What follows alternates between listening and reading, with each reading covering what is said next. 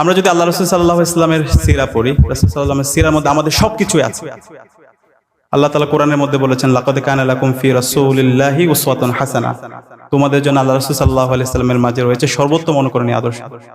আমাদের ব্যক্তিগত জীবন, সমাজ জীবন, রাষ্ট্রীয় জীবন, সব জীবন, প্রত্যেকটা কথা আল্লাহ রাসূল সাল্লামের জীবনীর মধ্যে আমরা খুঁজে পাই। আমরা যদি আল্লাহ রাসূল সাল্লাল্লাহু আলাইহি ওয়াসাল্লামের জীবনী দেখি, তিনি সবচেয়ে বেশি ফোকাস করেছেন জ্ঞান অর্জনের প্রতি। রাসূল সাল্লাল্লাহু আলাইহি ওয়াসাল্লামের উপর যখন ওহী নাজিল হয়, প্রথম যে ওহী নাজিল হয় সেটা হচ্ছে ইকরা, সূরা আলাকের প্রথম 5 আয়াত, পড়ো তোমার প্রভুর নামে যিনি তোমাকে সৃষ্টি করেছেন। এবং আমরা দেখতে পাই ইসলামের ইতিহাসে যে প্রথম যুদ্ধ, বদরের যুদ্ধ, সেই বদরের যুদ্ধে যে বন্দীদেরকে রাখা হয়েছিল, বন্দীদেরকে যখন মুক্তি দেওয়া হয়, যারা মুসলমানদেরকে, যে সমস্ত বন্দীরা শিক্ষা দিচ্ছিল তাদেরকে সবার আগে মুক্তি দেওয়া হয়। এবং আমরা যে দোয়া পড়ি, আল্লাহ রাসূল সাল্লাল্লাহু আলাইহি ওয়াসাল্লাম আমাদেরকে যে দোয়া শিখিয়েছেন, সে দোয়ার মধ্যে আমরা যদি একটি দোয়া সবসময় পড়ি, আল্লাহুম্মা ইন্নী আসআলুকা ইলমান নাফিয়া ওয়া রিজকান তাইয়্যিবা ওয়া আমালান মুতাকাব্বালা, আমাদেরকে এমন দোয়া শিখিয়ে গেছেন যে এলমটা মানুষের উপকারের কারণ হয়। তো আমরা যারা বিশ্ববিদ্যালয়ের শিক্ষার্থী আছে, এখান থেকে আমাদের অনেক বড় শিক্ষা আছে। আমরা যে পড়াশোনা করছি, আমরা যে ঢাকা বিশ্ববিদ্যালয়ে পড়াশোনা করছি, আল্লাহ তাআলা আমাদেরকে এত বড় একটা প্রতিষ্ঠানে পড়াশোনার সুযোগ করে দিয়েছে। আমাদের এই এলম, আমাদের এই জ্ঞান অর্জন যেন সমাজের কল্যাণের কারণ হয়, উপকারী জ্ঞান। আমরা দেখতে পাই আমরা অনেকে শিক্ষিত হই, অনেক বড় বড় জায়গায় যাই, কিন্তু আমাদের এই এলমটা মানুষের উপকারের কারণ হয় না, মানুষের অভিশাপের কারণ হয়।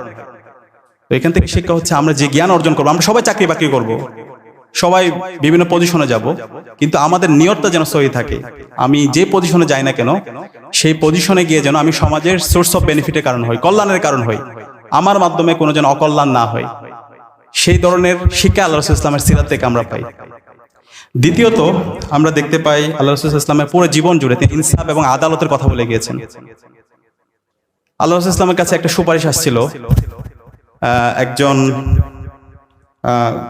একজনের ব্যাপারে, যে বলা হচ্ছিল একজন দোষী মহিলা, তাকে ক্ষমা করার ব্যাপারে সুপারিশ আসছিল।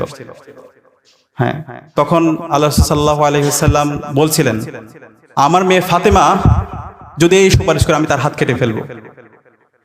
এই ধরনের ইনসাফ এবং আদালতের ব্যাপারে তিনি স্ট্রিক্ট ছিলেন। তো আমাদের এখান থেকে শিক্ষা হচ্ছে, আমরা সবসময় ইনসাফ এবং আদালতের প্রশ্নে যেন সবসময় অটল থাকি, কারোর প্রতি কোনো জুলুম না করি, কোনো ধরনের যেন বৈষম্য না করি। সেটা হচ্ছে আল্লাহ রাসূল ইসলামের জীবন থেকে শিক্ষা। আমরা এখানে ঢাকা বিশ্ববিদ্যালয়ে যারা আছি, আমরা আগামীতে রাষ্ট্রনায়ক হব, আমরা রাষ্ট্রের বিভিন্ন পজিশনে যাব, এই জায়গায় গিয়ে আমরা যেন কোনো ধরনের জুলুম না করি।